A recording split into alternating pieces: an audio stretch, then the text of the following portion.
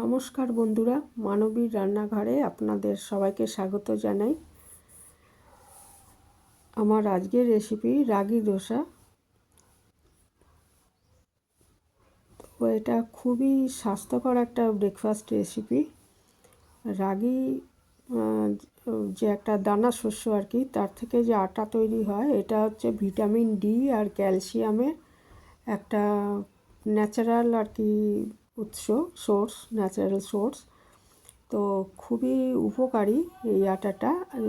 ডায়াবেটিসের রোগীদের জন্য তো খুবই ভালো, কিন্তু সবাই খেতে পারেন, কারণ ভিটামিন ডি, ক্যালসিয়াম এবং ফাইবার আছে অনেক এতে। ফাইবার আছে মানে রক্ত হবে। তো সেই জন্য আমাদের তো বাঙালিদের এই ইয়েটার ব্যবহার কম, কিন্তু খুবই উপকারী এই আটাটা। তো এটা দিয়ে আমি আজকে ধোসা বানিয়েছি। রুটিও বানানো যায় এবং অনেক রকমের আইটেম বানানো যায়। তো দেখে নিই কীভাবে কী করেছি। আমি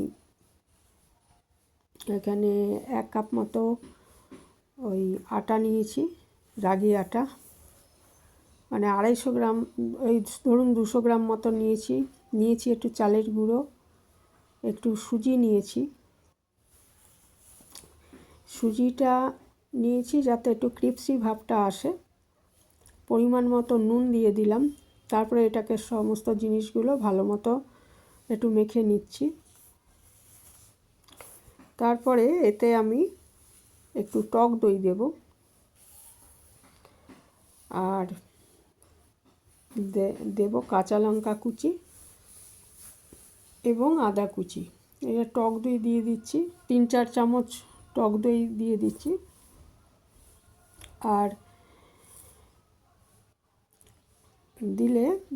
দেওয়ার পর, টক দই দেওয়ার পর এখানে আমি একটু আদা কুচি দিয়ে দিলাম, আর একটু কাঁচা লঙ্কা কুচি দিয়ে দিচ্ছি। নুন তো আমি আগেই মেখে রেখেছি, সমস্ত উপকরণগুলো মেখে রেখেছি। তো এবারে এইটাকে ভালো মতো মিশিয়ে দিয়ে অল্প অল্প জল দিয়ে আগে এটাকে ব্যাটার তৈরি করে নেব। জলটা একবারে মেশাবো না, অল্প অল্প করে মেশাবো, যেরকম লাগে সেই হিসাবে আর কি। তো এটা একটু পাতলাই হবে। আর এখন আমি জল দিয়ে এটাকে একটা ব্যাটার তৈরি করে 10 থেকে 15 মিনিট এটাকে ঢাকা দিয়ে রাখবো, যাতে ওই সুজিটাও একটু ফুলে ওঠে এবং সমস্ত উপকরণগুলো ভালো মতো মিশে যায়। তারপরে এটার আমি ধোসা বানাবো। অল্প অল্প জল দিয়ে এটা আমি মেখে নিচ্ছি আগে। আর এই রাগি আটা কে কে ব্যবহার করেন কমেন্টে জানাতে পারেন।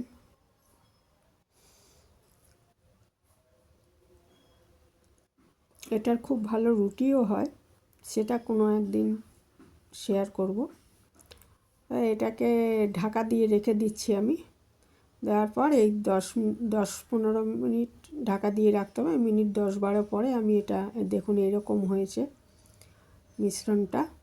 এটা একটু সামান্য একটু জল মেশালে মনে হয় ভালো হয়, তাই একটু জল মিশিয়ে আমি এটাকে রেডি করে নেব। তারপরে এটা থেকে আমি ধোসা বানাবো। আর এটার সাথে টমেটোর চাটনি বা টমেটোর রায়তা যেটা বলে, বা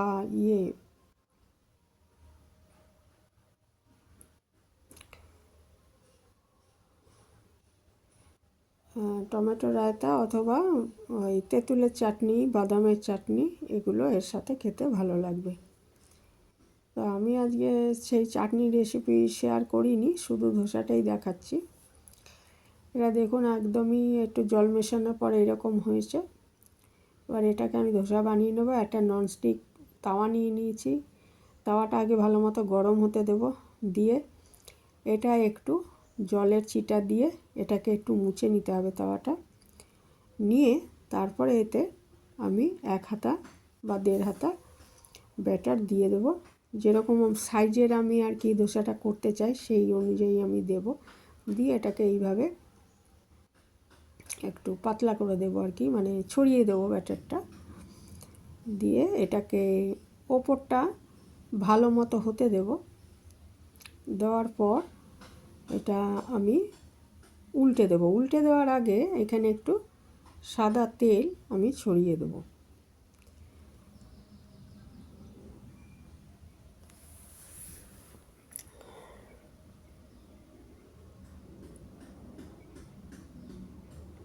এটা উপরে পিঠটা একটু শুকনো হয়ে আসবে যখন, তখন এখানে আমি একটু সাদা তেল দিয়ে দিচ্ছি।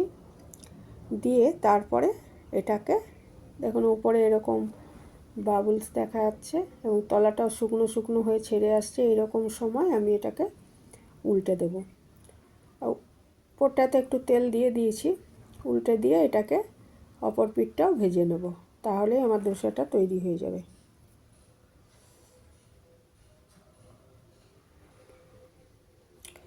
ওপরটা এরকম 1.5-2 মিনিট ভেজে তারপরে আমি এটা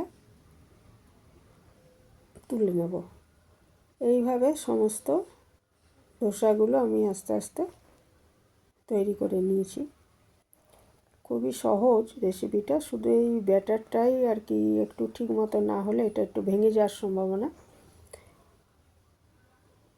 আর এমনি কোনো ঝামেলা নেই। আর খুবই হেলদি ব্রেকফাস্ট রেসিপি এটা, বা ডিনারেও খাওয়া যায়। আর যারা ওয়েট লস করতে চাইছেন তাদের জন্য খুব ভালো, সবাই খেতে পারেন, যেহেতু ভিটামিন ডি, ক্যালসিয়াম এগুলো তো সবারই দরকার আমাদের, আর ভালো ফাইবারও আছে।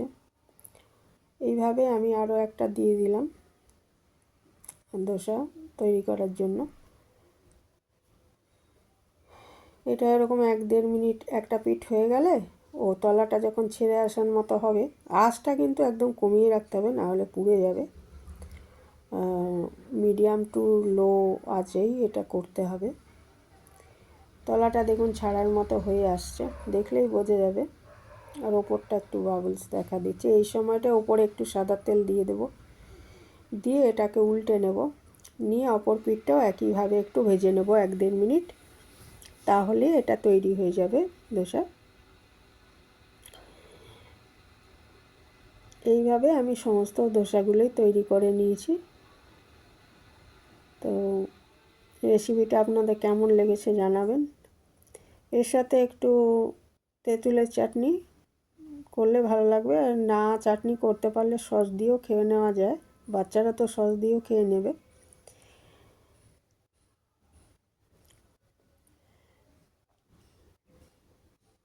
এইভাবে আমি তৈরি করে নিচ্ছি আর কি সবগুলো।